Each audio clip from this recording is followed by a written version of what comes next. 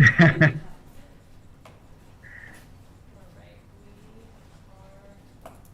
want you to speak into the mics too.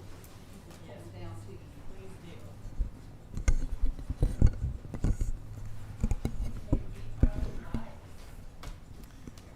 do. Okay, for those at home, we are recording. Well, for everyone, we're recording.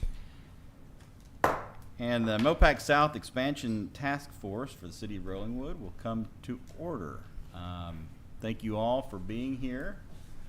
This is a little bit of an informal setting. I'm currently not technically on the commission or the task force quite yet.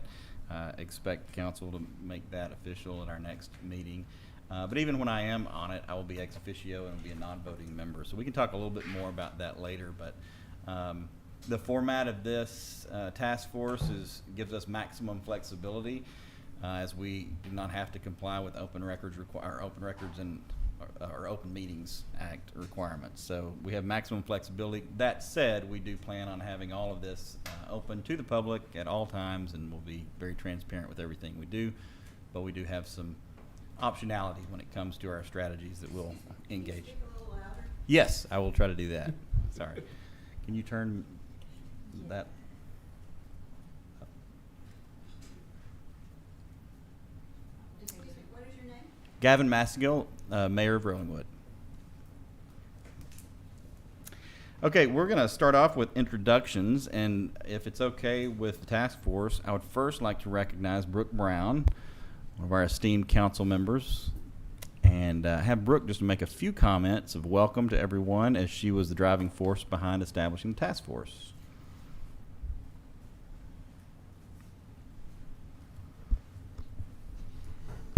Thank you, Mayor. First, I'd like to say a big thanks to each of the five who have agreed, our 5 residents and our 4 residents and our 1 business community neighbor who have agreed to serve on this committee. I am just delighted that each of you has agreed to serve, and I thought by way of introduction, I might just introduce you to each other and to the community with a few brief comments about who you are. And so if you want to add anything to that, please pipe up and say something. And Brooke, also, that's a great segue, and then it was my plan to have each of you make a few comments to the group and to one another. So that would be my plan after Okay. Ms. Brown finishes her comments. Yes. First, not in order of seniority, but because he served at least 3 times as mayor, I'll introduce Tom Farrell, who needs no introduction in this community. Tom is a business person, has dealings in real estate and other business matters, has served the community ably for a number of years, knows where all the sewer lines are buried, and has been is a great committee person. I know that from serving on the comprehensive plan task force with Tom, and he's been interested in this project for a long time. So thank you, Tom. Victor Alcorta, I've known many years. We were law colleagues at McGinnis Lockridge together until George Bush took him away to be general counsel at the Secretary of State's office. And we just didn't happen to get him back. But Victor is a lawyer, super lawyer, I believe, by note of Texas Monthly, and has been engaged in governmental practice in the Austin community for a number of years now, is a neighbor of ours on Vale, is married and has 2 children, I think 1 boy and 1 girl, but yes. This is Victor's first step into local Rollingwood service, but we are very happy to have him. John Hinton is a retired bond advisor, served many years in the bond business, knows that field, has served on the Rollingwood City Council. We shared a study group together for about 4 years before we became friends in local Rollingwood endeavors.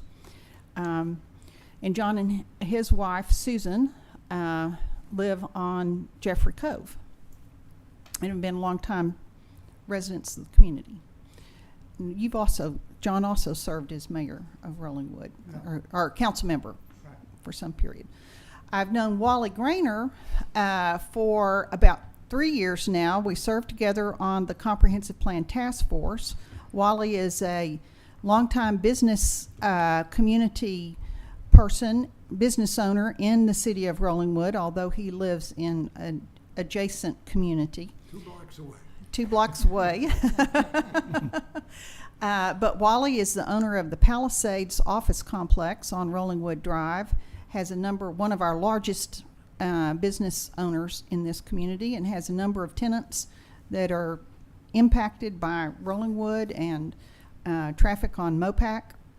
And we're glad to have Wally serve this task force, as well as having served on the Comprehensive Plan Task Force to represent our business community.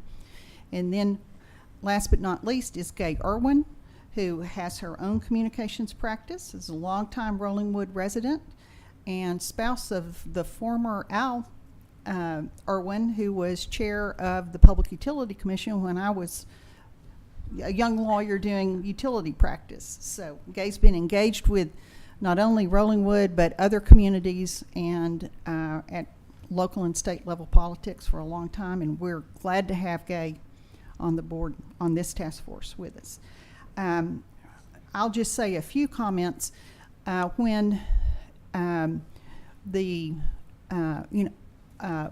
elections were in progress, I ran for council just this last November. The issue of the what was going to happen with MoPac South expansion was a very important topic that people of the community have been concerned about for some time.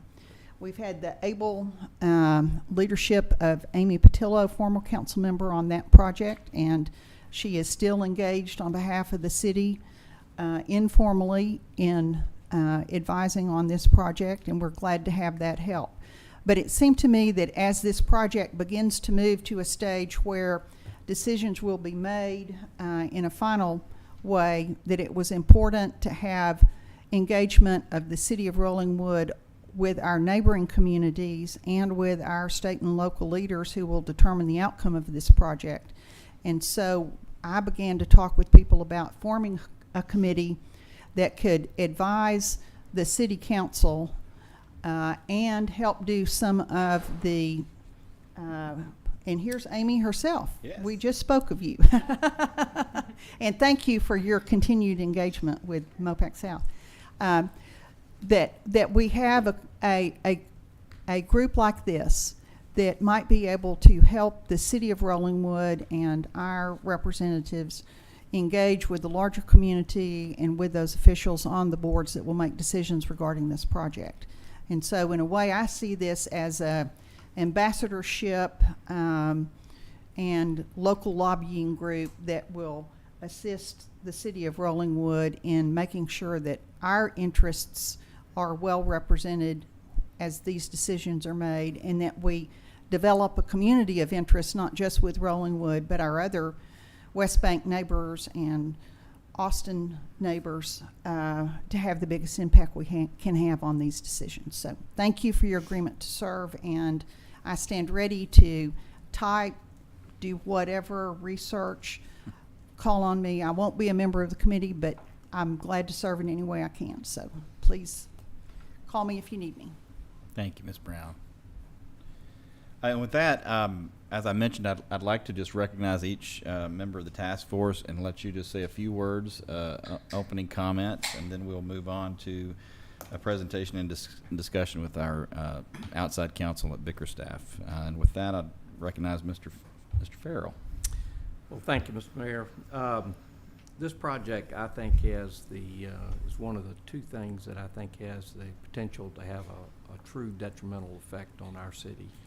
And I think it's one that could have a very adverse effect on our business community, our ability to raise sales tax, as well as the ability of a good part of our citizens to enjoy a quiet use of their property on that. So I think it's extremely important that we make sure that our voices are heard and that all the elected officials that we have, as well as CTRMA, the appointed officials, understand that we won't go quietly into the night without having our views considered on that. So, thank you, Mr. Mayor. Thank you, Mr. Farrell. Mr. Alcorta, would you like to say a few words? Sure. Thank you, Mr. Mayor. First, I was happy to hear from Brooke. She mentioned we were good friends for, gosh, over 30 years, and I wasn't able to say no to her then. I couldn't say no to her now. But I agree with Tom. This is a very important issue to our community. You know, I live on Bell Street, and I can hear MoPac now, and it's not going to get any better. But I'm happy to help any way I can, and look forward to learning where some of the pressure points are in this whole process and where we might make a difference. I'm just happy to be here. Thank you. Great. Thank you, Victor. Mr. Hinton. I'm glad to be on the committee, first off. And I know that there's been a lot of work done over the years on this subject, and I think your letter in January, Mayor, was excellent and kind of points the way to the way, you know, and our feelings about the fact that, you know, there's been a lot of city input, but no apparent acknowledgement of that input. And so I hope that we can do make that difference now. And I know the city, you know, will ultimately have the position of taking an official position on this subject, and I just view us as being supportive, and really, once we get to a point where we need to have input from the community, we can be cheerleaders to make sure that input comes out. Great. Thank you, Mr. Hinton. Mr. Grainer. Mr. Mayor, thank you. Yes, sir. Thank you for allowing me to serve, because I know this committee is really basically of residents. And in a way, I guess probably I'm almost a resident in the number of hours I've spent on BK's Road, 30 years worth, or now pushing 31 years. I've read your letter also. I've had a lot of experience with TxDOT, and unhappily, not much of it really satisfactorily. They've got big ears to listen, but very slow action on anything you suggest. I'm delighted to see this committee, because this is the only way the city of McAllen, I'm back home. The city of Rollingwood is going to be heard, because individually you can forget it. As a committee and as a representative, and with the mayor representing us, I think we have a chance of having some input. And I thank you very much for allowing me to have my input. I do know that many of the, pardon me, I should have turned it off. I forget to do it. I'm sorry, the fight song is USC.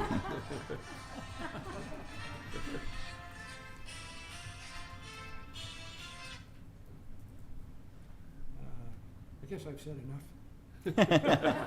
Well, that was a great ending then. Yeah. What a fanfare.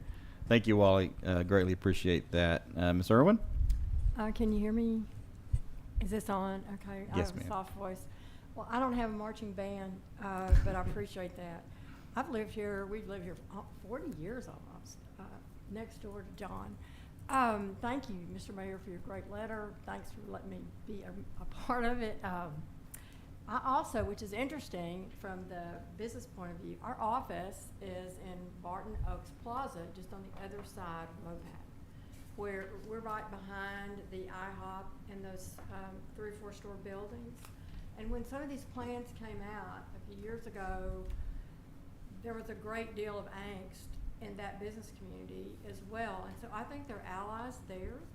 I certainly haven't talked to anybody. Those buildings, some of them are owned by, they used to all be owned by the same company, but they're different now.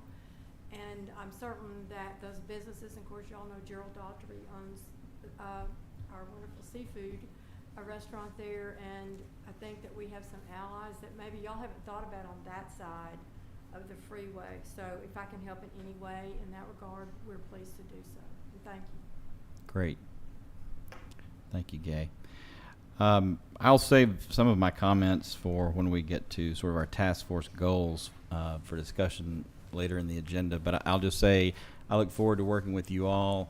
I view my role as potentially a future ex officio member of this task force to do much as in the same manner as I do with and for the city council, which is to try to provide you with the information that you need to make decisions and advise in an advisory capacity back to the city council so that they can then be fully informed and make their decisions. It's a supporting role. I look forward to that supporting role. And then taking your comments and combining them with the comments and the wishes of the policy wishes of the council, and then take all of that information and do my part to interface with TxDOT, CTRMA, Campo, and others, all the stakeholders, to ensure that our voice is heard, just as Tom mentioned earlier. So that's how I view my role, and I look forward to supporting you all in yours. So with that, I will recognize anyone from the audience. If, at our city council meetings, we have kind of a public comment time at the first of our meetings. We'll offer that to anyone here if anyone wants to make comments. I'm seeing passes, so we'll keep moving then. And then with that, we'll move on to agenda item number 2, and a presentation and discussion with our outside counsel that the city has retained and has been on retainer for some time on this specific issue related to the MoPac South project, and that's with Bickerstaff, Heath, Delgado, and Acosta. And I believe that we have Philip Arnold here from Bickerstaff. I have some handouts, and some of these are in the presentation, but not all of them, because there are a lot of pictures, but I thought it's nice to have something to look at sometimes to kind of frame everything. Thank you very much. This is just a handout of some renderings that was done by CTRMA. Okay, perfect. Thank you. So we'll get to some of these in a second when we talk about the actual options. But what I wanted to do is just kind of back up and talk about where we are, why we're here briefly, and just kind of give you all an idea. I know just listening to your introductions, you all know the players in this project. So just briefly, who the CTRMA is. It's the Central Texas Regional Mobility Authority. This is clipped off their website. So they are telling us who they are. They are a governmental body, agency with a 7-member board of directors. And essentially they manage certain roads. You can see the list of the roads there. They manage, importantly, MoPac, and they are in charge of the MoPac South project. This is their board. I just threw the names up here. I pulled them off their website just so you can see who they are. And if you know people on the board, this is kind of the list of people I think to look at. And to see if there's, I think a part of one thing the city of Rollingwood can do very effectively, being a small city, is the politics side of this. You're a small city, but a pretty influential city. And you have influential members of this task force and influential members of your city. And these are the people at CTRMA who can make decisions. And so looking at this list, and we'll get to the list of Campo people as well. Well, I don't have a list of Campo people because the list is too long, but I'm sure you know most of them because they're really comprised of elected officials from all around. So the next group is Campo, which is the Capital Area Metropolitan Planning Authority. Campo is one of many metropolitan planning authorities around the nation. Federal government requires that a community with over 50,000 people have a metropolitan planning authority, and essentially what they do is create long-term plans, and then federal dollars are kind of funneled through these organizations and then down to entities like CTRMA. So Campo is kind of above CTRMA in the hierarchy of federal funding, so to speak. Campo has a 22-person now, recently changed, policy board made up of 20 elected officials, one representative from TxDOT and one from Cap Metro. And they also have a smaller, I believe, 9-person executive committee that is a lot of the same players. So you're going to see city council members from the big cities around this area, county commissioners, mayors, things like that. If you go, I'd try to put all their names together in a list, but it got too unwieldy. So it's easier to go look at their website to see who all 30 of these people are. But they're there on their website. They meet and decide how Campo funding is going to be allocated. And they are a governmental entity as well.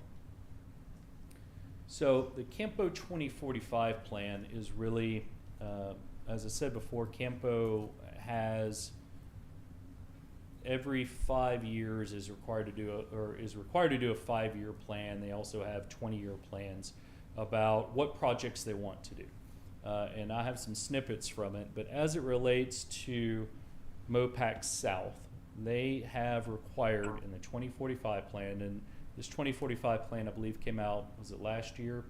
So it's fairly new, newer than the plans we're going to discuss, the plans you have in front of you, these options you have in front of you that CTRMA came up with. So Campo gets to tell CTRMA, TxDOT, the City of Austin, Travis County, whoever's doing the project, kind of the parameters of the project if they want dollars from Campo. So Campo has said in their 2045 plan that the MoPac South project needs to have 2 express lanes in each direction and an auxiliary lane on southbound MoPac from Bee Cave Road to the southbound Loop 360 exit ramp, including an acceleration lane. If you're wondering what an auxiliary lane and an acceleration lane is, I've got a slide for it in a second, but these are snippets from, I literally cut this out of a giant 2045 Campo plan document. It's 150 pages long. At the back of it is a spreadsheet listing every plan. So you can see here the top one, MoPac Express Route. This is where I'm getting this information from. Express route from South MoPac to downtown Austin. And then, let's see. Whoop, mess that one up. Added continuous frontage roads and grade separations. Let's see. At RM 2244, which is Bee Caves Road, at MoPac Expressway. That's a TxDOT project. And then, I had these highlighted, they're not showing up, but you can see the very top line on this chart is constructed auxiliary lane, as I just showed you. And so we go down this about 6 lines down, it has 2 express lanes in each direction. So that's from Cesar Chavez to Slaughter Lane. So this is where I'm getting the details of what Campo is requiring CTRMA to do. So we talked about an acceleration lane and auxiliary lane a second ago. Essentially, a acceleration lane is a type of auxiliary lane. And an auxiliary lane is kind of a generic name. An acceleration lane, that's a lane like that feeds you into the highway. You have them all over the place. There's a deceleration lane as you, for example, get off at Bee Caves Road. So that's what they're requiring. And it's important because when we get to these plans, the 6 plans that are out there, 7 plans that are out there, some of them do not have an auxiliary lane or 2 express lanes in each direction. Now, CTRMA says that it is considering all of these plans. So we have 1A and 1B, 2A, 2B, and 2C, and a City of Austin proposal. The easiest way to think about it is the ones have one express lane, the twos have two express lanes, and the City of Austin has two express lanes, but with a express lane connection to downtown. Some of these do not have, obviously the ones don't have two express lanes in each direction, so they don't meet Campo's 2045 plan. CTRMA says all of these at the last open house that just concluded in January of this year, that they are still considering all of these plans. So part of the letter that the city sent in comment for that last open house was asking, are you still considering these plans that don't meet the Campo 2045 criteria? And if you are, why? Are there changes to those? I mean, you could adapt these plans to meet the 2045 criteria, but as they stand right now, they don't. So let's briefly go through the plans. You could follow along a little bit with the handout I have, but 1A is an express lane with a downtown direct connection. So this is to the right of the screen is pointing north.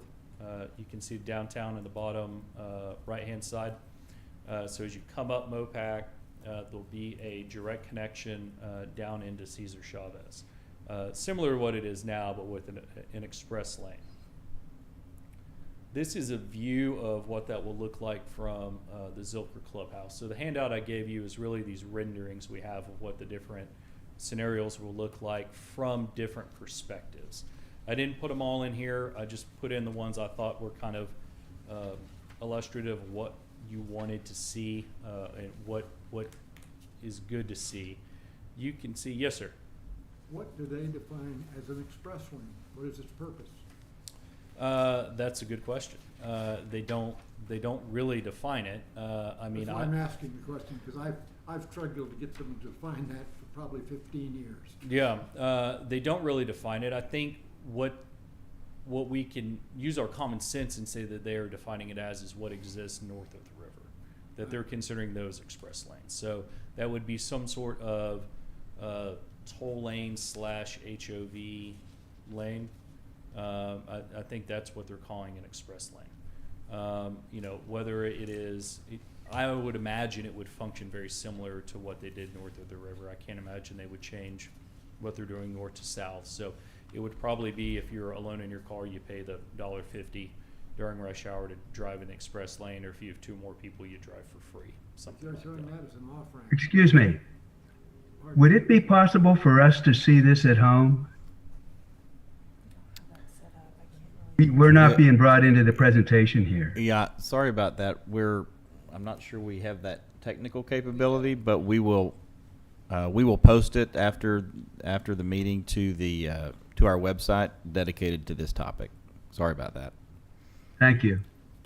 And you can find this information on the MoPac South website. I don't see how you combine an HOV lane with an off-ramp lane, or what they're calling an express lane. It seems incompatible to me. An HOV lane is a two-car or two-person only lane. Normally that would be in the center of the expressway as opposed to the far slow lane. So it seems contradictory to what they actually do. And it is, you can see here in this aerial view, the express lane, it looks like will go down the middle of MoPac from the south headed north. And then in this rendering, it will be elevated and go over over the existing lanes to connect to downtown. I believe that's how they've designed it. This time. And again, we don't have exact schematics on any of these. Really what we have is things like this that is not exact, and an artist rendering which is not exact. I mean, this is really the best information we have to go on. If we had schematics, which, I mean, I understand why they haven't done schematics yet for a project, you know, 6 options and they're going to build one of them, why draw 6 schematics for it? But it does make it difficult for us to look at the details of it and know exactly where that road or where this elevated lane is going to be. I was Philip. actually hoping that you were gonna answer positively, that you could define the express lane and this sort of thing, because I've tried for 15 years to get an explanation. I'll do some research on it. I mean, I'm sure TxDOT has a definition of it, and most people use TxDOT's definitions for things. Thank you. That's where I got the definitions for the auxiliary lanes from. I have a question. Yes, So, my assumption would be that on any expansion to the MoPac Bridge, that they've not done any NEPA process yet.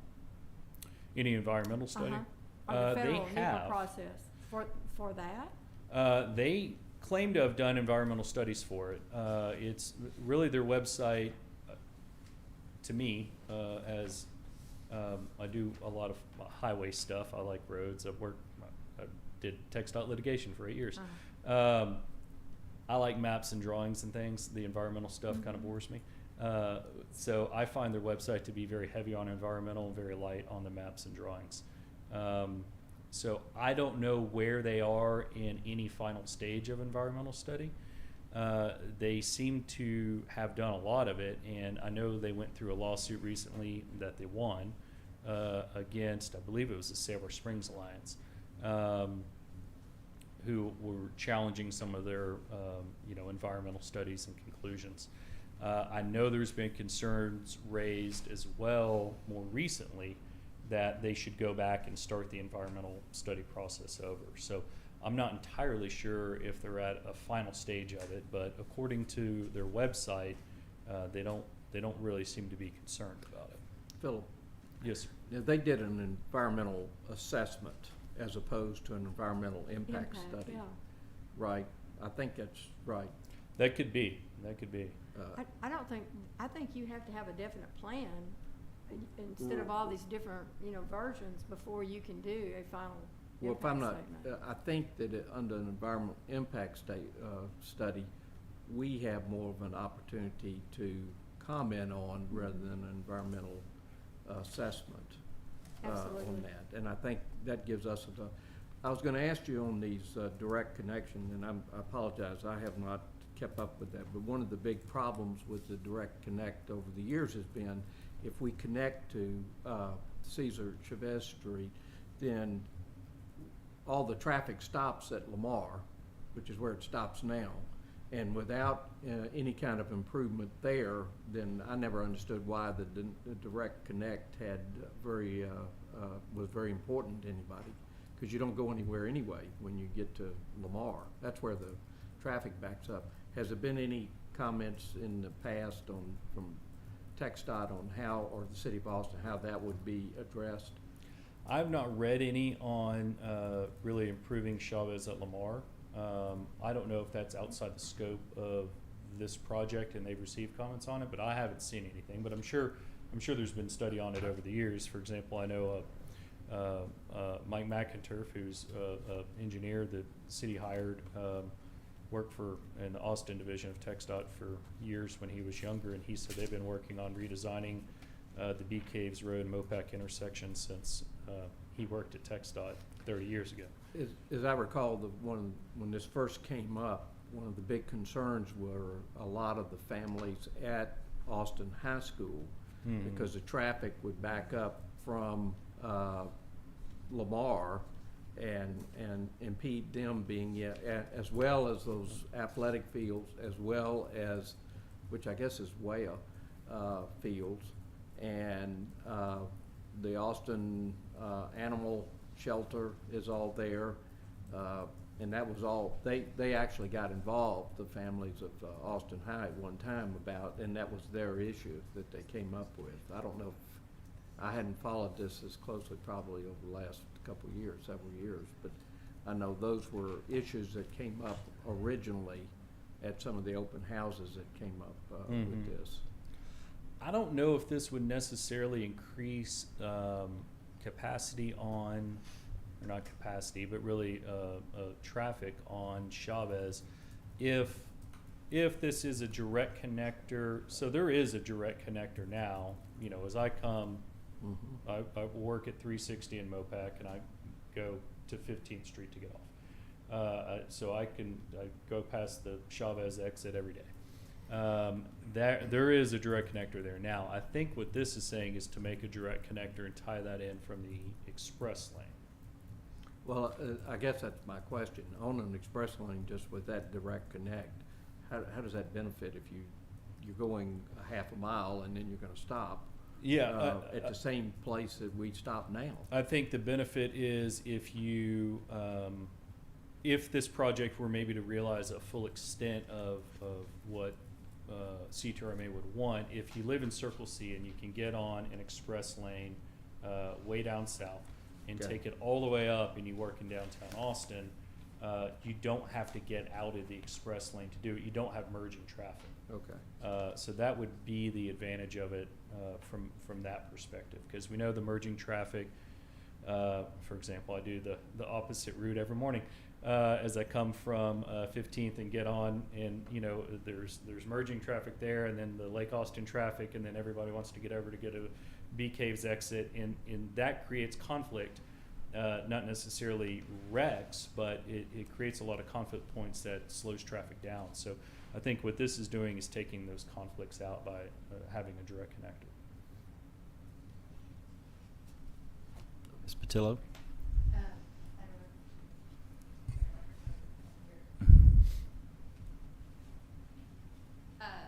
Just a comment. I don't remember if it was 2015 or 2016, but to answer Tom's question about the issue on Lamar, CTRMA did commission a study. They spent $1 million studying the impact of a direct connect on Cesar Chavez in the Lamar intersection.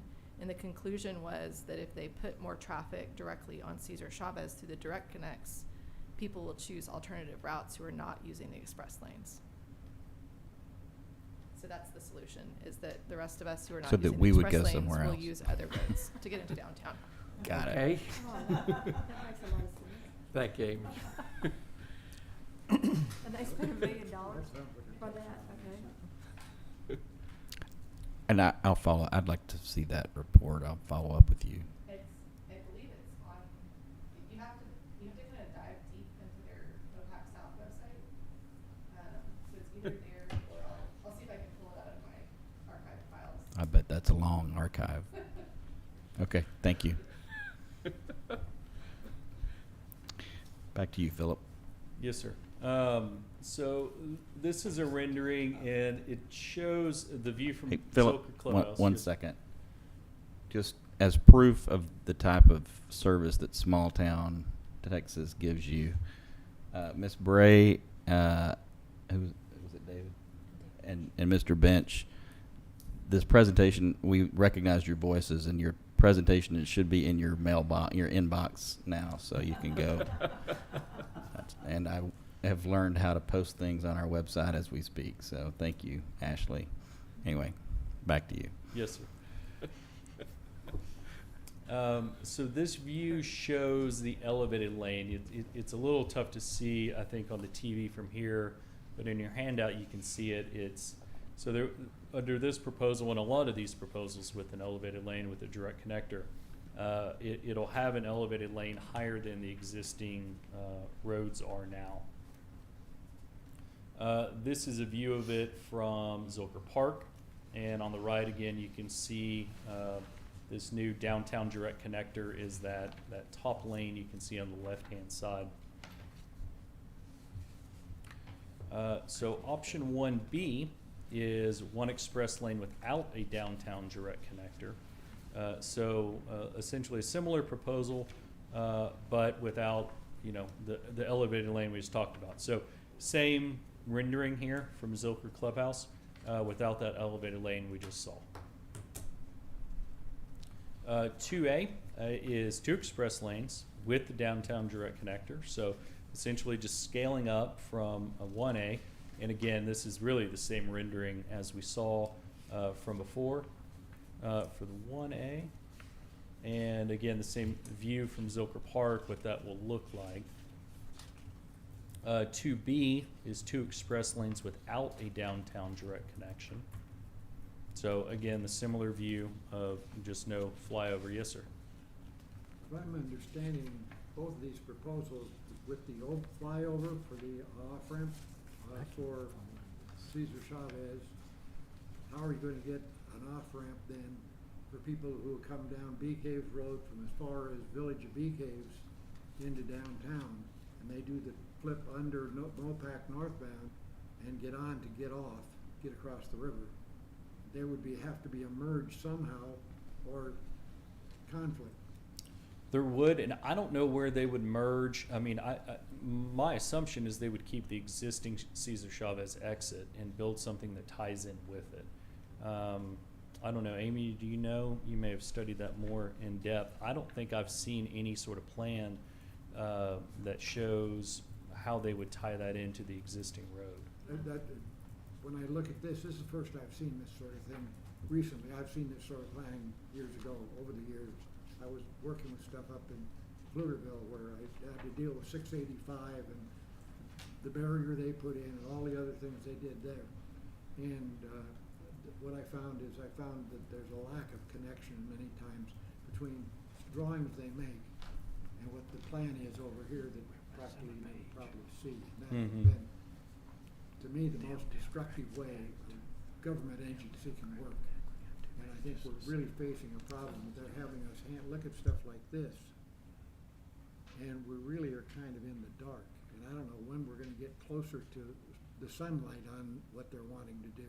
I hope we will at the time while this committee is working. I don't know if you know, if you've seen how they connect. Yeah, so this is the 2 lanes in each direction without a downtown direct connection is the one that Rollingwood has indicated support of and has proposed that they do some things to optimize it so that it's similar in some of the optimizations that are in the other plans. So you can't really see it here, but if people are taking the express lane in from, if they're getting it on its south and then they are taking it in on this one, the exit point from the toll lane is actually before the 2244 exit, kind of similar to where the ingress and egress at by Far West. Yeah, so it's here. So it's back. Yeah, it's right there, kind of the right. Yeah, right about there. Yeah. You would there's This a is the exit to Cesar Chavez. there's an Get off egress. there. So similar to the way it looks up at like Far West, where you're on the toll lane and then you can get out into regular lane traffic. That's where that lane would come out. And so then if people want to exit Cesar Chavez, so there wouldn't be a direct connect. And then in that case, it's also, I think, important to note that like right now, where those diamonds are up here on the map, right here, like right around there, right now, those are actual entry points into the toll lanes and exit points. Those will no longer be there. Where will they be? So that the express lane that's coming in will be in the middle, and it will, instead of there being an entry point where we could access the toll lane anymore, if you are wanting to access the toll lane, like if you're coming from Bee Caves Road and you want to get on the toll lane heading north, you either have to go down to 360 and take the loop and get on and then enter into the toll lane from like in the same place where you can exit right here, or you have to go up to Far West Boulevard. And what about southbound? It's Same issue. It's similar, same Okay. issue. Yeah, so like Wow. these two points that exist right now where there's entrances and exits, those will then no longer be entrances and exits. They'll be connected to the toll lane that's coming in. So, does this version fix that problem that they haven't fixed coming over? Coming over from downtown, or you're on, when you come up, about to go over the bridge, where there are this many lanes and you have one coming in from downtown and there's no room, there's just a big jam there. Right. Y'all know what I'm talking about? Does Yeah. that fix that? It no longer allows an exit point from the toll lane there. So anybody wanting to exit the toll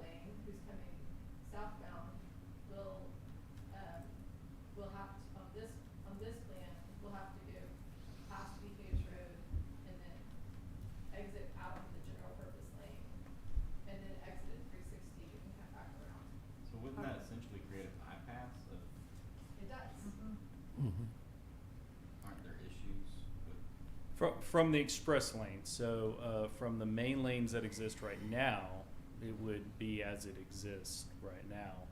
Obviously, I mean, there could be a change to the Bee Caves exit. Are there legal issues around a bypass though? Not from a toll road in Texas cannot change cannot diminish the existing number of lanes that are there.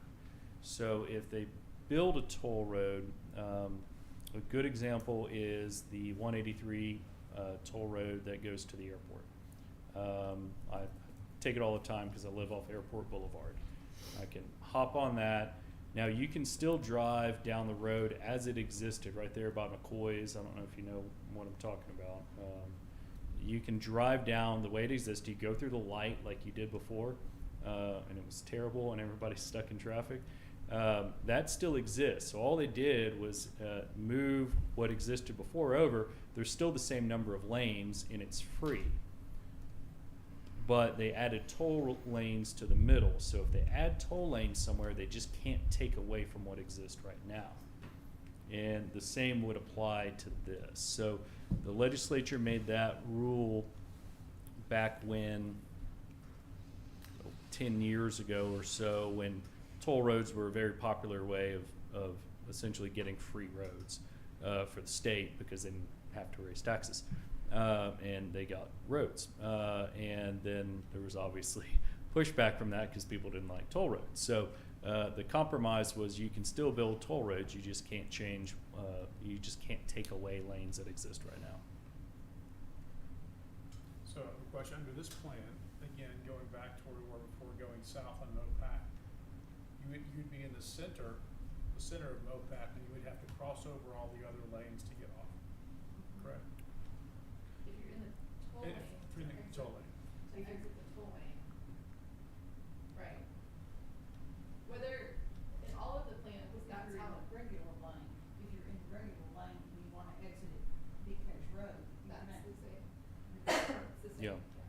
It's the same with all of them because essentially what they're doing is taking the toll lane north of the river and just continuing it south. So you can see here in blue, kind of in the middle of the screen, the existing bridge will be widened to add one express lane and one general purpose lane in each direction.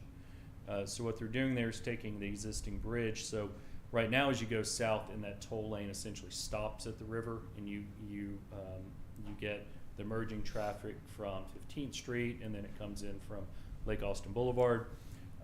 They're going to essentially just continue that toll lane straight where you can't get off like you can now. So if I'm coming from Far West Boulevard and I want to exit Bee Caves Road now, I come down, that toll lane ends, you make your way over and you exit Bee Caves Road.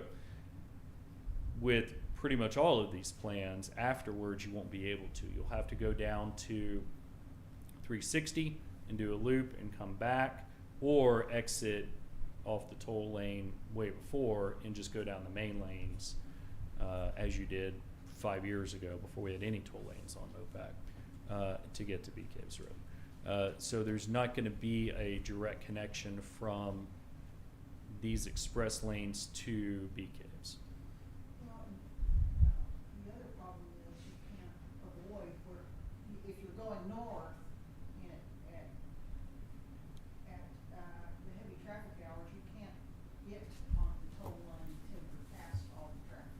You can't get on the toll lane going north until you're past Far West. Right. Unless you go further south down to 360 and do the loop around.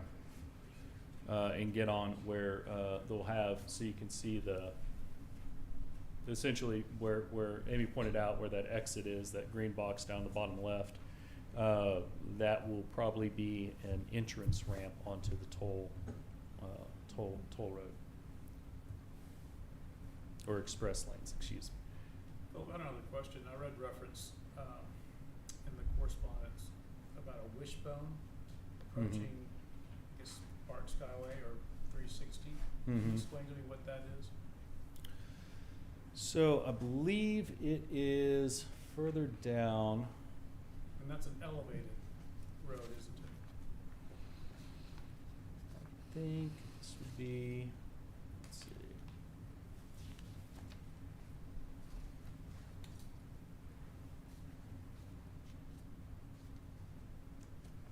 Have it in any of these.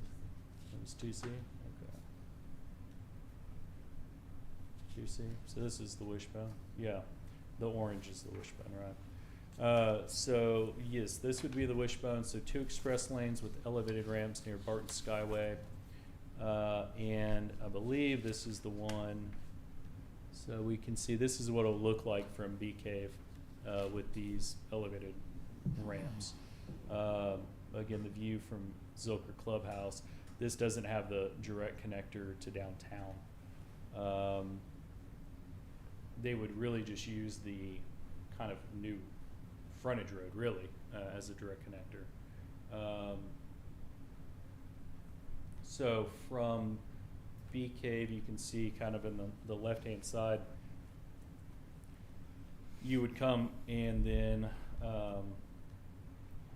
essentially exit off. If you're coming north or headed north from 360 on MoPac, then you would exit just after Barton Skyway and then go down the not really frontage road, but a new lane kind of in between the frontage road and the main lanes to connect to downtown. So it would really be on the outside of the current main lanes.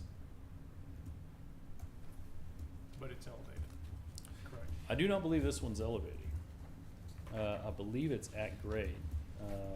Elevated ramps Near Barton Skyway, yes. So these would be your elevated ramps. That says BK's Road.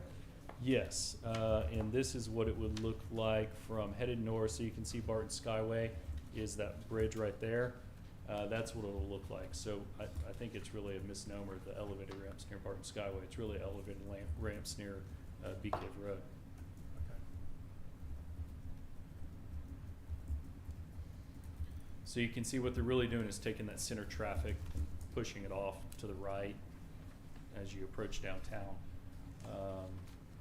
to get that traffic over the main lanes.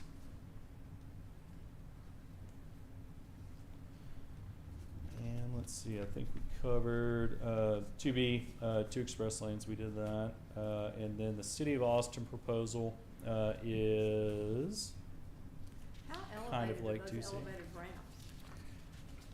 Pretty high. I mean, just by looking at the renderings of it, let's go back to it. I mean, they're definitely a good bit higher than the existing lanes. And they probably would have to be pretty high in order for the geometry to work. I'm not an engineer.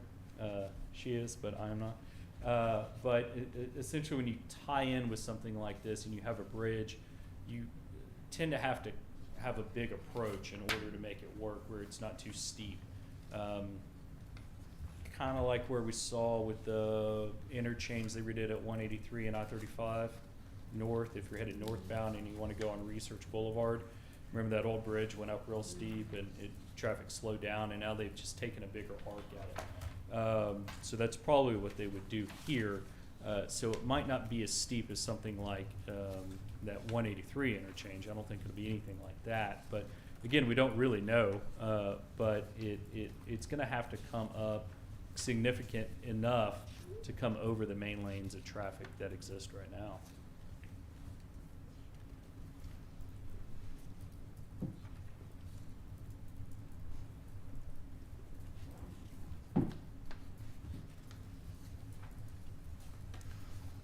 So this is the City of Austin proposal. It has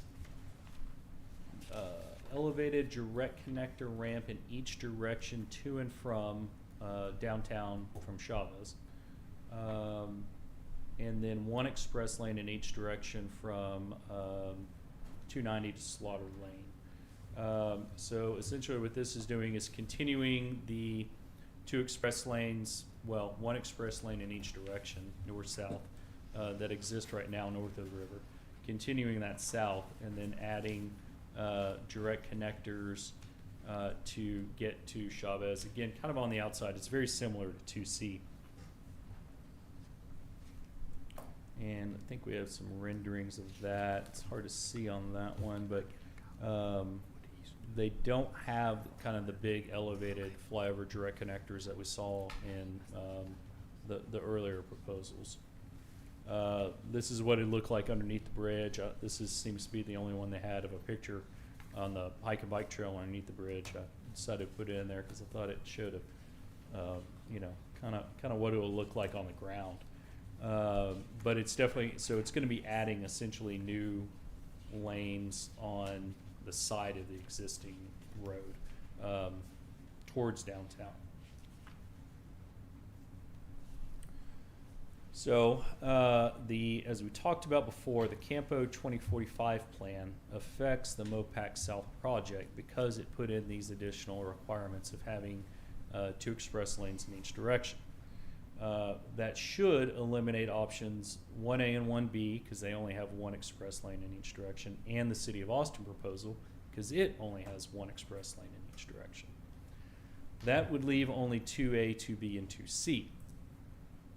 There's a question in my mind whether 2B complies with the 2 express lane in each direction because it has 2 express lanes in each direction, but it's further south. It doesn't all the way up to downtown. I don't know how ticky-tacky CTRMA and Campo will get with something like that. So just kind of assume that 2A and 2B are still in it. Now, again, none of these, and if we could go back to, let's just go to the 2s. They don't really show us whether or not they're going to have these acceleration lanes, the auxiliary lanes. They could probably draw that in pretty easy, but if they have to use existing right-of-way to do it, it could create, I don't know where they're going to get their right-of-way from. They could do it through striping. They could take some of the grass between the frontage road and the main lanes, where it slopes and comes up. They could engineer around it probably within the existing right-of-way. But one thing that we put in the letter to CTRMA, or several of these letters, I believe, was if you're going to add an auxiliary lane and an acceleration lane, are you going to need new right-of-way to do it? Because Campo's 2045 plan says you need to add this lane at BK's. And so where are you going to get that right-of-way from? And that's an outstanding question that we have. We don't really know. But there probably is, you can see the grass there on the side of the highway. There's probably room there for them to fit in another lane if they need to in order to comply with Campo 2045. So the criteria, these are the criteria that CTRMA is using when evaluating these different plans. There's a list of 13 of them. They have them in a different format on CTRMA's website in their presentation. I put them in list form because I think it's easier. They have a more in graphical form. Reduce congestion delays, optimize corridor utilization, maximize travel savings. Pretty common goals, right? Make traffic less, make people get to where they want to go faster. But it's important to keep these criteria in mind because this is what they're going to use to evaluate the plans. So anytime I think the City of Rollingwood has comments to make, I think it's helpful to look at these. Now, what does optimized corridor utilization mean? How do you quantify that? I don't know. That's kind of buzzwordy to me. That doesn't really mean much to me. But I think we can look at some of these and suggest to CTRMA that they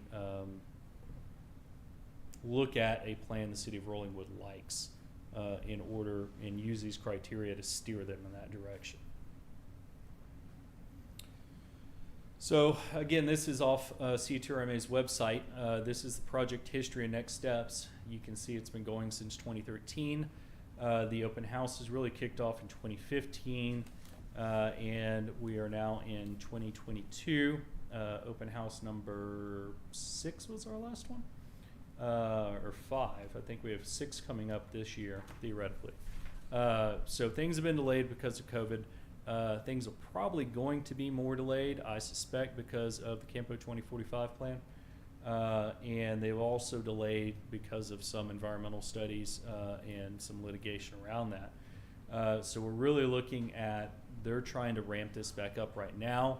According to the open house number 5, they're still considering all 6 options that we just looked at, even though clearly at least 3 of them don't meet the Campo 2045 plan. They haven't responded to, I've sent emails asking, not necessarily as a lawyer, but just asking, are you still considering all 6 plans? We haven't heard anything back. We've sent letters formally from the city of Rollingwood asking, are they all considering all 6 plans, and the city hasn't heard anything back. So we don't really know what they're doing. I think part of what we need to do, that I would suggest the task force do, is figure out exactly what plans are still on the table for CTRMA to consider.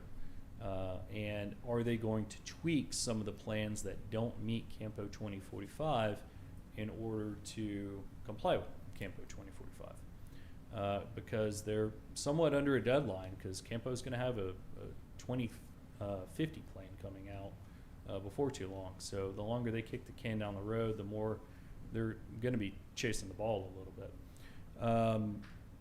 The city, Travis County, I have a letter I'll hand out to you in a second. You may have read it. Travis County sent a rather strongly worded letter to CTRMA. I think maybe less diplomatic than the letter the city of Rollingwood sent, commenting at this open house number 5, basically asking the same questions and expressing the same concerns. Is that you're putting forward plans from 2015, things have changed, you haven't changed any of your plans, what's going on?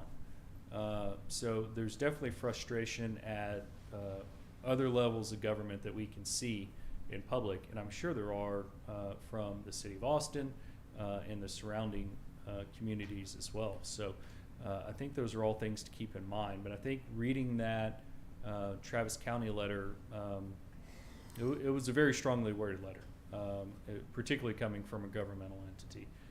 It did not pull any punches about what Travis County thought about this project. So I think that is a good place to maybe start and reach out with any contacts you have at Travis County to, they could be a very good ally, because what they're saying is essentially the same thing that City of Rollingwood is saying.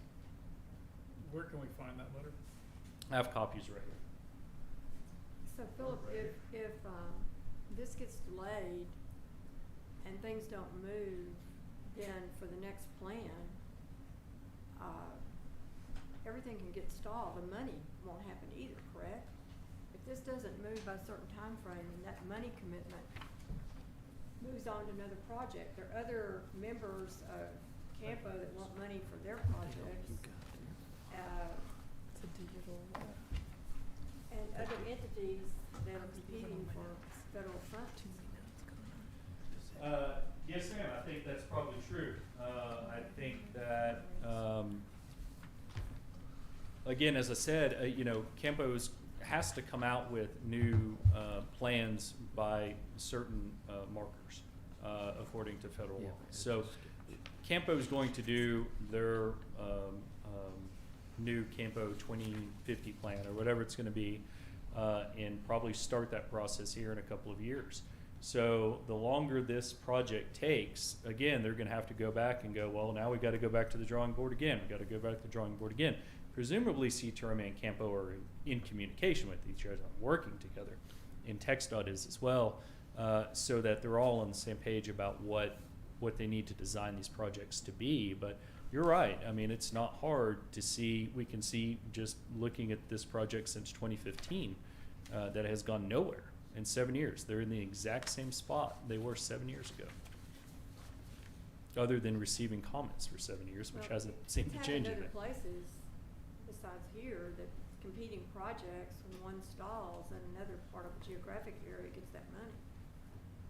It could be. I'm not sure how they allocate the money, and if it's, use it or lose it, or if they kind of, set it aside and say, when the time comes, there will be $100 million here for this project.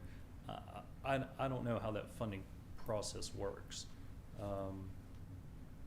But it's important, because if you don't have the money for the project, then you're not gonna have a project. Do you, is the city of Westlake, engaged in this, discussion? Not that I've seen particularly. I can go back through the public comments of the open house number 5. I went through them briefly, looking for other entities commenting. I don't remember seeing Westlake on there, but they could have been. It's been a couple of months since I've looked. But I can go back and look and see. Really what I could do is just put together a list of the other entities that commented. Travis County's jumped out at me. Also, I mean, it made the news a little bit just because of how strongly worded it was. I think you're going to love agenda item number 4. We'll get to that in a minute. Amy? Westlake Hills we have met with Westlake Hills in the city in the past, I and other council members, but the place that Westlake Hills really engaged last on this with the city of Rolling Wood was when Campo was working on their regional arterial study. And so if you look at all the letters that the city of Rolling Wood sent, there's one that was the one that Mayor Dyson sent. And included in that conversation, the city of Westlake Hills and Mayor Anthony sent a letter, and then the Westlake Chamber and I worked together and collected about 200 comments from people within the West Bank, including a lot of commercial property owners on B Caves Road, and that was mostly related to the B Caves Road issue that was in the regional arterial study, but also included MoPac. And so that was the last time that we actually really worked well together by engaging the chamber and engaging Mayor Anthony to have a really robust comment period and kind of unified direction that we were all heading. Thank you. So we've got 3 plans that meet the 2045 right now. Oh yes, no, please, yeah, no, and I do recognize. Yes, of course. she's been living this for Mhm. longer than I have. Well, no, the reality is, so at the Campo meeting yesterday, most people wouldn't have even known to look at this, but on the Campo agenda, I'm on the Campo Transportation Policy Board, and there were 5 sheets that were attached to the end of the agenda packet that didn't have any item on the agenda itself that they were associated with. And so most people would not have known to look through a 100+ page packet and get to the last 5 pages.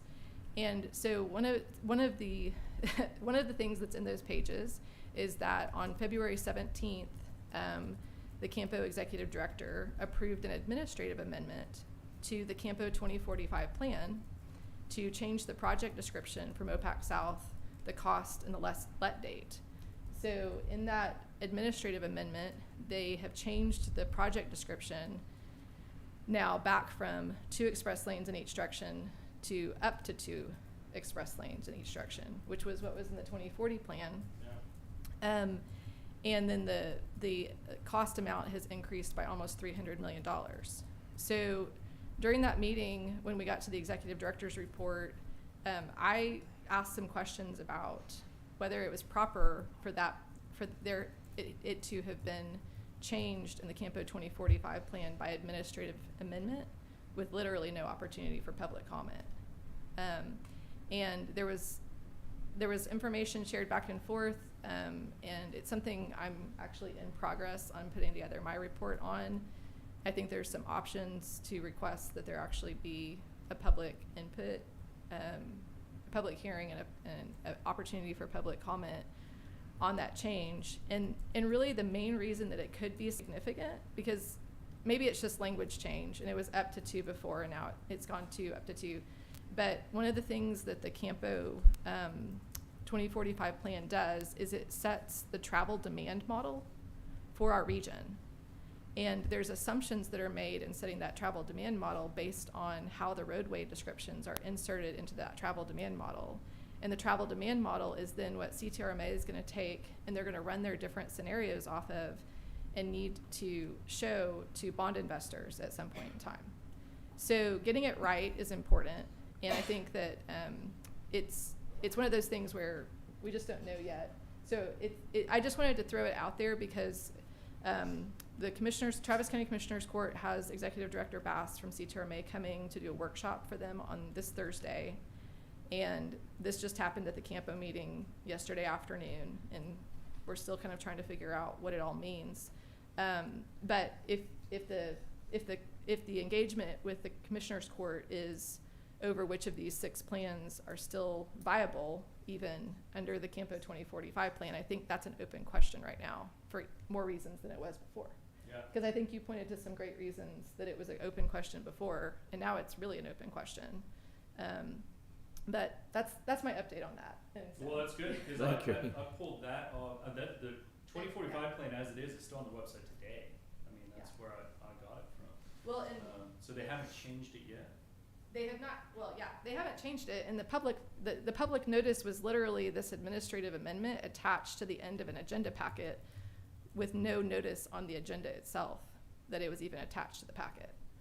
And then the slide that was presented during the meeting actually had incorrect information.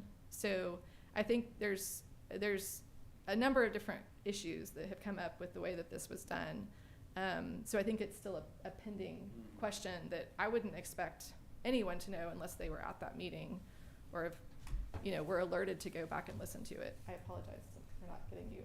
No, it's fine. I'm happy you were there. Who presented the changes The executive director. and the genesis of those changes was just from the executive director? So my understanding from asking some questions during the meeting, what I was told was that CTRMA had submitted the amendment request in February, and that they were the ones who requested the language changes. So then Campo evaluated that the changes met the requirements, or met the list of options for them to have approved it administratively, rather than having to go through their normal public comment process for any amendments to that plan. I disagree with the interpretation, and there's also some other issues with that, but I don't believe they can change a project description in a way that would impact the travel demand model and not go through the public comment period. Like, the public has to have input on that. So that's the position that I think will now be kind of tested after that meeting. There was barely enough time to even try to get anything really solid before the meeting on the issue, because like I said, it was one of those last minute things that was noticed that had been added to the end of the packet. Thank you. So, yeah. Thank you for listening to that detail. Amy, do you think any of the commissioners at the Commissioners Court meeting or work session would ask questions about that? I believe they will. The Campo board also includes Commissioner Trevilian and Commissioner Howard and Judge Brown, who are all there and are aware of the issue, and they'll be at the work session at the Commissioners Court. Does anybody need to help make them aware, or do you think they're already aware of it? I'm putting together my report along with Travis County staff. We're working together to kind of identify the issues that were brought up. I was the one who challenged it during the meeting. So, and I actually didn't fully realize what the issue was until a couple of hours before the meeting. I thought, wait a second, this affects the travel demand model, which affects future financing. There's also some issues potentially with fiscal constraints that have to be put in place for our regional plans. But I tried to get answers before the meeting and I couldn't get them. And then when I saw incorrect information go up on the slide, I thought, well, this is a good time to make sure that we have this on the record during a public meeting and ask good questions about it. But I don't have a resolution for it yet because there wasn't enough information to have proposed anything, and it wasn't on the agenda. So it was kind of added in to the executive director's report, but with no notice of it. Like there were other items listed on the executive director's report showing what the topics were going to be, but that one wasn't included. Good catch. So it's, yeah. I mean, I definitely advocated that given the amount of public comment and interest in the significance of this roadway, it seemed to, even if it met the criteria, the executive director, for administrative amendments, the executive director also has the power to elevate particular requests to a full public comment period, and I think this would probably be a candidate for that. But it was confirmed though at that meeting that CTRMA requested that change? Yes, CTRMA So requested the change. therein lies the problem I would have. If it was internal, that's one thing, but if it was requested by an outside entity and it goes on a Well, technical amendment, that's not a technical amendment if someone outside is requesting it. right, so I would agree with you, except that back on the Campo 2035 plan, CTRMA presented a request for an amendment to the Campo 2035 plan to amend it where MoPac South would go from 1 lane to 2 lanes. And that is when our community engaged, and there were 900 comments that came in. And so and then instead of amending the Campo 2035 plan, they punted on that and then passed the Campo 2040 plan with up to 2 lanes. And that's when the up to 2 lanes first got introduced. So there's actually precedent for an amendment that changes the project description of the number of lanes being something that is open for public comment. I'm agreeing. Yeah. Yes. We're not arguing. Yeah, but the interesting comment I got back from the chair and the executive director of Campo is they said, well, CTRMA was responsible for having done the public comment period on that. But I don't think that is true based on the public participation plan that is set up at Campo. But I'm just kind of waiting now to see, there might be one party who feels the pressure before the other. Perhaps CTRMA feels the pressure to go back and request that they do the full public participation plan without the board having to ask for it. So. Thank you. Any questions for Amy? Philip, I assume you will stay on top of that issue. Yes, absolutely, absolutely. I'll go research that. That's good to know. Yeah, as a local government lawyer, that kind of gives me pause. It's a good pause. Well, I mean, the Open Meetings Act exists. Okay, do you all have any questions for me? I'm at the end of my presentation, but I will confer with Amy on getting that information, staying on top of it. Is there anything else you all want me to do and stay on top of? Or, you know, obviously you can call me and email me at any time and ask us to look into anything you want as you come across it. I'm sure there will be. I don't know offhand. But for today, do we have any questions for Mr. Arnold? I was just wondering if we're gonna get a copy of the slides. Yes. Okay. We'll give you a copy of that, and they are now posted also to the website. Okay, great, thanks. Philip, thank you. Yes, sir. Appreciate it. Thank you, Phil. Thank you. With that, we'll move on to agenda item number 3, review of the most recent comment submittal. And I will keep this short. I know everyone has had a chance to read this. Comments earlier about thanking me for my letter, but I'll say it should have been clear to everyone, since it was a 57-page submittal, that I chose not to reinvent the wheel. And I would also extend thank you to Bickerstaff. They spent a lot of time helping draft that, and I do think the end result was good. So, you know, in general, I'll just kind of make a few points, and we've talked about a lot of them at length, but, you know, if you haven't had a chance to read our submittal, please do so.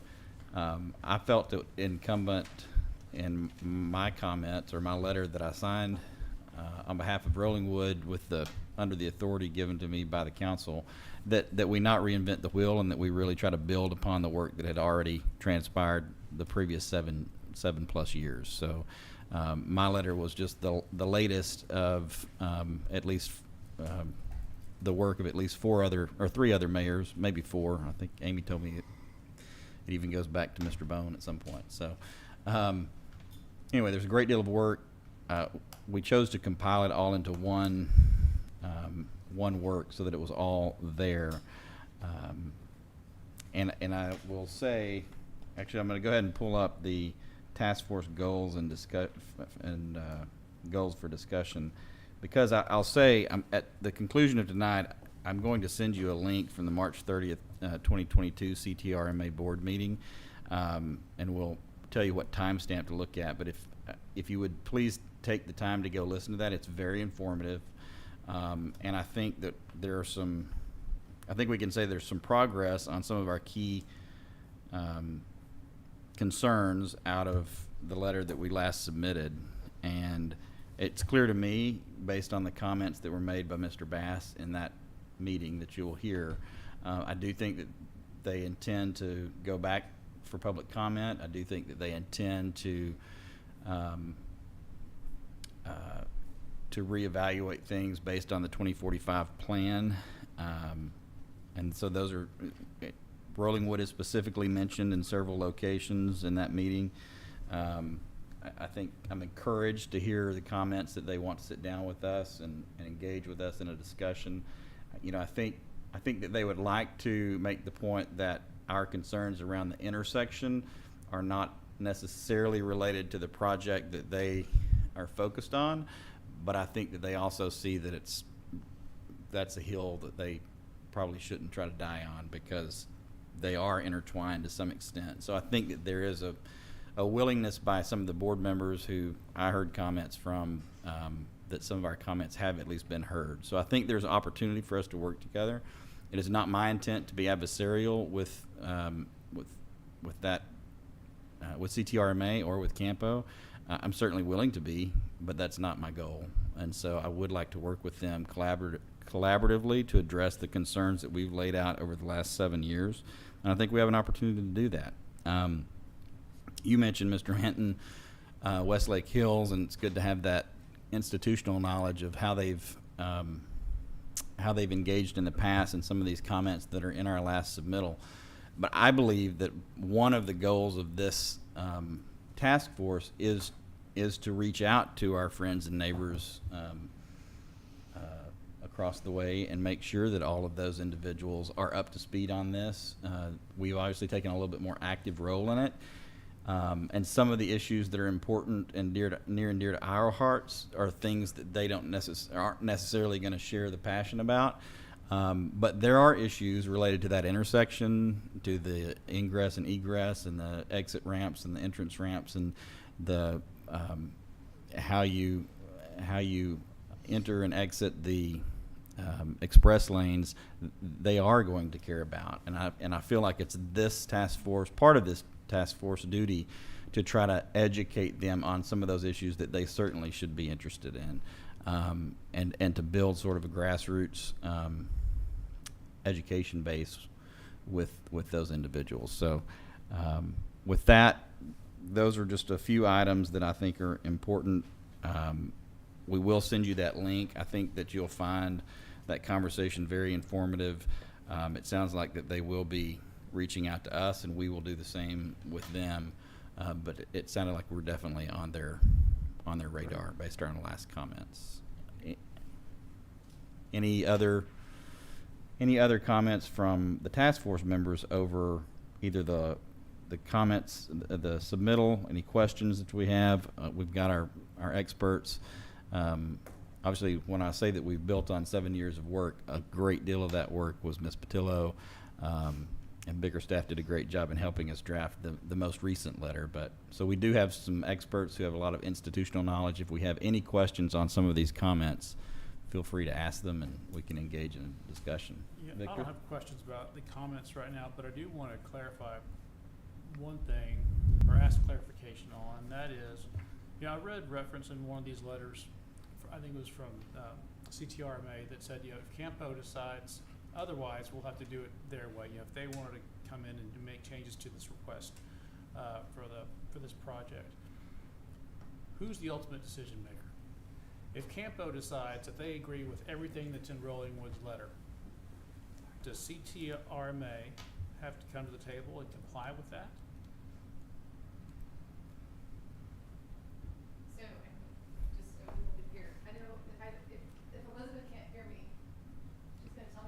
So I want to make sure she can hear me. So I'm trying to think about the best way to answer the question. Or vice versa. Amy, you know, if CTRMA agrees with everything that we say, and Campo says no, I mean, who is the ultimate arbiter here? TxDOT. So between CTRMA and Campo, the tension point that is existing is that CTRMA is required to study this project, and it has to comply with the description that's in the Campo plan. So the Campo plan is it's voted on by elected officials and several other people. I'm actually, the website needs to be updated because I'm the Travis County representative, which doesn't have to be an elected position. So that's what I'm filling right now. But you've got decision makers and elected officials from the region, and a TxDOT representative, and someone who's appointed to represent Cap Metro as well. So that body looks at all the requests that come in, and in general is not changing project descriptions or amounts of funding. They're depending on the project sponsor to have put those amounts in, and the decisions that typically get made are the higher level decisions of, if we only have X many dollars in the region, which projects get to go first. So like with the I-35 project, the Campo board made the decision to defer a ton of projects in our region in order to free up enough money to be able to put it all towards getting the I-35 project done. And now, each time there's a pot of money that's coming in at all, there's a lot of decision making that has to go into which of those projects that were deferred get that pot of money next. So with the MoPac project, the engagement that I've seen the Campo board have on it is when it first was put in the plan, it was put in as one lane in each direction in 2035. CTRMA decided to actually study 2 lanes in each direction. So then they had to come back to the Campo board and request a project description change to 2 lanes in each direction as part of the 2035 plan. And the board denied that request because of the overwhelming amount of public comment that came in, opposed to that change. But then the board came, like almost at the same meeting, decided to allow the Campo 2040 plan to move forward with up to 2 express lanes. But the city of Austin and Travis County advocated to the 2040 plan as it originally was proposed was 2 express lanes, and City of Austin and Travis County representatives advocated to add the words up to. To add the words up to. Oh, okay. So that's, in some ways, that's the most interaction I've seen the Campo board have in amending a project description.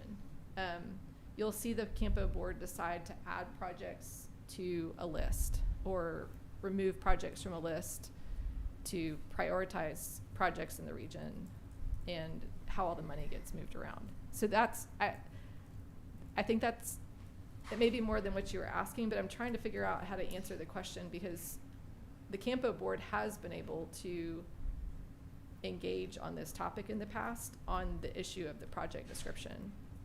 But at this point, if, for example, CTRMA decides that they want to go on with the wishbone configuration, and the CTRMA board votes to approve the funding of the wishbone configuration, that will be compliant with the Campo plan. There's not so the next thing that would happen is it would have to go in our state, our regional TIP, which is the Transportation Improvement Plan, and then it has to go into the state's TIP. And that's more of a funding decision. It's not really a decision about the design of the project. Well, but a funding decision can dictate what happens with the plan overall. It right? does, yeah. So you answered the question. So if CTRMA doesn't necessarily agree with what we want to do, and Campo does, CTRMA still has a say on the funding, on part of the funding of the project. Is that right? So the CTRMA board is going to be like, when at some point they are going to be asked to vote to approve funding on this project for a design that the staff have decided is the one they want to move forward. And that, but that still has to fall with what Campo has in its project description, right? Right. But, and right now the project description, well, the project description prior to this Before administrative yesterday. yesterday was 2 express lanes in each direction. So in that case, it would need to have 2, and now they've put in the request, and we have this administrative amendment to change it back to up to 2. So it kind of broadens the number of designs that could potentially comply with the Campo 2045 plan. Okay. I think that, yeah. The other thing I will say, I really appreciated Philip going through all the players, and the one thing I wanted to like jump up and say was, if you look at the CTRMA board, the composition, there's 7 people. So the chair is appointed by the governor, and then 3 of the board members are appointed by Williamson County, and the other 3 are appointed by Travis County, by the commissioners' courts in each of the 2 counties. So those are they're appointees of the governor, Williamson County, and Travis County. Are there any other funding sources besides CTRMA and Campo TxDOT. and TxDOT? Any Right. others? Well, and so all the federal funds have to, anything Go that's through Campo. come through Campo Right. and have to get approved. And then there's state funds, and then there's local funds. So I would say that the challenge that I see it with the CTRMA board is potentially you could have, if the wishbone design were the one that percolated to be the one that the board is asked to vote on whether they want to fund, potentially you might have some people who are appointed by Travis County who would oppose that because of the public comment that has come in. But I don't know if you get to 4 no's. So, Amy, what role does the city of Austin have, and how important or influential can they be in this whole process? Or can they? Maybe that's a better question.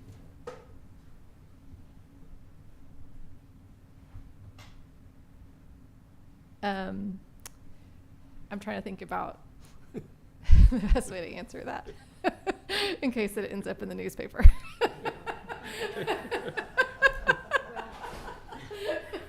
I'm not gonna put it in the newspaper. I mean, they have, obviously, Zilker Park, environmental issues, public comment with regard to Zilker Park, and all, they're doing a master plan for Zilker Park right now, trying to get it done. And so there's then the SOS, I mean, y'all are, I don't have to tell y'all about the history of all that, but I mean, it seems like they cannot be ignored in this process should they have an opinion that would be of interest to the city of Rollingwood, let's put it that way. So the city of Austin, towards the beginning of the project, back in 2015, they issued a position statement on MoPac South similar to what Rollingwood did, where they indicated parts of the design that they were not okay with, and that included elevated lanes. I have not seen them revisit since that early letter their position as a council on the topic. So potentially if the city of Austin's council were to start considering a position, they would have some more power, but I've seen their staff, the transportation staff, be the ones who are primarily doing a lot of the behind the scenes work on negotiating things. I will say also that until this letter, the Travis County Commissioners Court didn't previously take a position on MoPac South as a body. Individual commissioners were really vocal, but this is a unique thing. And I appreciate Judge Brown's leadership in seeing the opportunity for the Commissioners Court to engage in, as a body, coming together and taking positions on the I-35 project design, and then also on the MoPac South project design. So that's something that's unique to the current Commissioners Court in kind of in this current, as far as MoPac South goes. This is the first time that they've taken that step as a body. So I would be interested to see the city of Austin, their council, have a conversation and consider a position. I don't know what it would be as a body. I know I've talked with individual council members over the years and have an idea, but I don't know what that body would decide.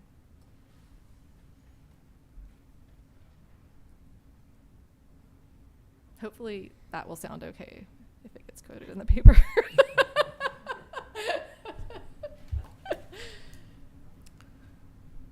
Yes, I'm sure it will. Any other questions for Amy? Thank you, Amy. And I will say, I was, some of the comments that I heard CTRMA board members make, they seem to be taking some of the environmental comments seriously. I think that they anticipate being sued over it. I think that was a quote. So there was a lot. The link that I'll send later as a follow-up will address some of those issues that I think you may find it interesting. So, any other thoughts over goals moving forward?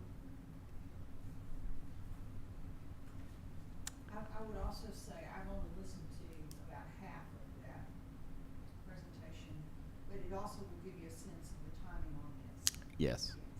In fact, I did print out some of the next steps that they have. I'll give you that before you leave too. It doesn't really do justice without listening to the full presentation, so, but it'll give you a sense of kind of what CTRMA believes is next steps. And for us, I think our next steps, I'd like to hear from you. Again, we'll put together kind of a follow-up, listen to some of that. I think, obviously we need to stay engaged, but I think this is going to be a long task before us. So I don't think that you need to worry about listening or engaging over the Easter break necessarily. I think we've got a little time. So, but do reach out to me. We will try to. My next step is to wait on council's actions. That we will have an agenda item that will deal with this task force, and so. The final formal resolution on the agenda next week. Yes. It's in final form except for adding the mayor. Yes. I'm just a guy on a dais today. So we'll And but that, I'll send it to you when it's adopted. yeah, and then we can move forward. And I will reach out to you. I plan on having some one-on-one discussions with CTRMA, some follow-up with Campo. I had a good visit with some staff, although this wasn't necessarily the topic. But I'll have some follow-up conversations and bring some information back to you as well. So, Great. And just from my point of view, I think it would be good that if the mayor has to act ex officio, there can be a convener among the 5 members of the board. But I would think it would be nice for just the task force to meet.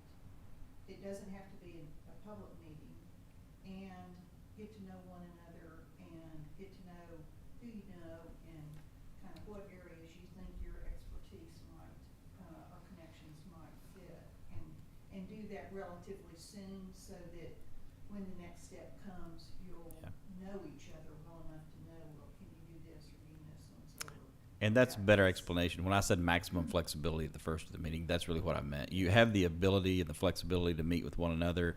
You don't have to worry about rolling quorums. You don't have to worry about those sorts of things. You're a task force. You're advisory in nature, so you do have maximum ability to visit with one another, to visit with others, to report back to one another. So that should make it much easier from a kind of a public facing perspective. So, all right. Any other business?